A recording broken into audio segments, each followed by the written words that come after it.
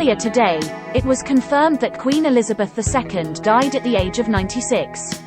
In a statement, Buckingham Palace said, "The Queen died peacefully at Balmoral this afternoon."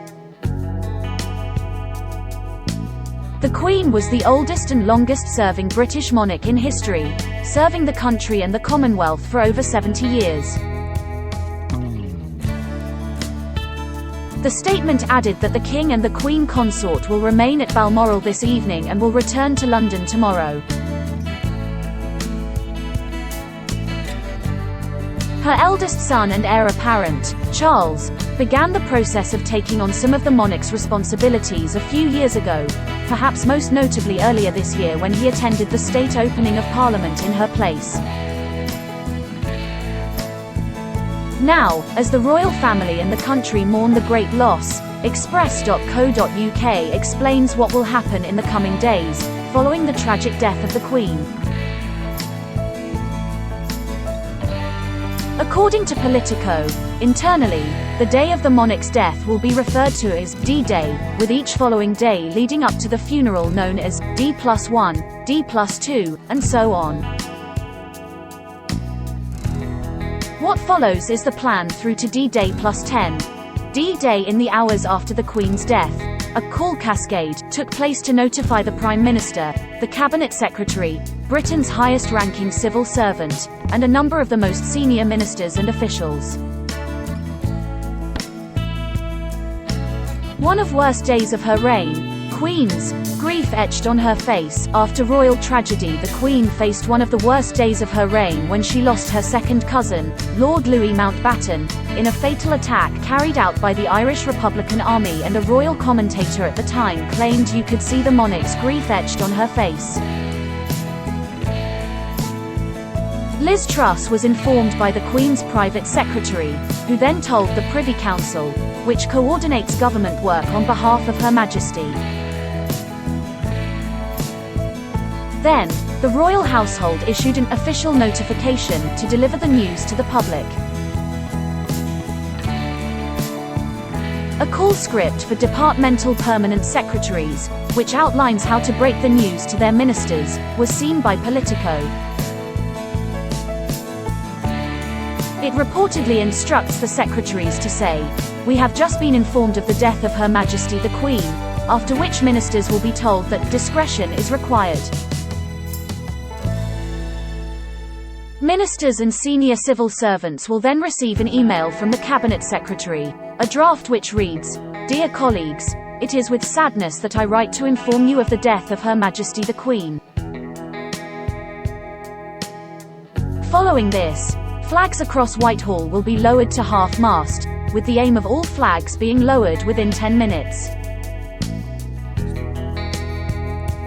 The UK Parliament, as well as each devolved parliament, will break off following her death, and if not sitting, will be recalled. In the age of social media, many of the immediate actions are related to the online world. The royal family's official website will change to a black holding page with a short statement confirming the monarch's death. The UK government website will display a black banner at the top. Similarly, all government departmental social media pages will show a black banner and change their profile pictures to their crest. Plans for the Queen's funeral will be announced by the royal family. The service is expected to be held 10 days following her death. The Prime Minister will be the first member of the government to make a statement, with all other members instructed not to comment until after Ms. Truss has spoken. Gun salutes at all saluting stations will be arranged by the Ministry of Defence, and a national minute's silence will be announced. Under initial plans, the PM was expected to hold an audience with Charles, the new king, and at 6 p.m., the royal would then deliver a broadcast to the nation, but given the timeline of events, it is unclear if this will be moved. The same goes for an expected service of remembrance at St. Paul's Cathedral, where the monarch's Platinum Jubilee service of Thanksgiving was held earlier this year. Attendees will include the PM and a small number of ministers. D-Day +1 at 10 a.m. on the day after Her Majesty's death, the Accession Council, which is made up of senior government figures, will meet at St. James Palace to proclaim King Charles the new sovereign. Hundreds of Privy Councillors, including the PM and senior ministers, will be invited to attend. Charles will be confirmed as king in a proclamation read at St. James Palace and the Royal Exchange in London. When Parliament agrees on a message of condolence to the royal family, most business will be suspended for 10 days, and MPs will offer tributes at the House of Lords. Then, at 3:30 p.m., the PM and the Cabinet will hold an audience with the new monarch. D-Day +2 the Queen's coffin will return to Buckingham Palace. Her Majesty died at Balmoral Castle, her royal residence in Scotland, meaning Operation Unicorn will be activated. Queen's first photo to the last. A life of duty. Elizabeth II became Queen at the age of just 27 and was the longest reigning British monarch of all time. From birth, the Queen was photographed thousands of times as she lived her life in the public eye. Following her death at 96, Express.co.uk has compiled became Queen at the age of just 27 and was the longest reigning British monarch of all time. The coffin will therefore be carried to London by royal train if possible. If not, Operation OVERSTUDY will be triggered, meaning the coffin will be transferred by plane. The Prime Minister and his cabinet will travel to meet the Queen's coffin at St. Pancras Station. D-Day +3 in the morning, King Charles will receive the motion of condolence at Westminster Hall. He will then embark on a tour of the UK, starting with a visit to the Scottish Parliament and service at St. Giles Cathedral in Edinburgh. D-Day +4 King Charles will continue to Northern Ireland, where he will receive another motion of condolence at Hillsborough Castle and attend a service at St. Anne's Cathedral in Belfast. At the same time, a rehearsal will take place for Operation Lion, the procession of the coffin from Buckingham Palace to the Palace of Westminster. D-Day +5 Operation Lion will take place, seeing the coffin travel from Buckingham Palace to the Palace of Westminster along a ceremonial route through London.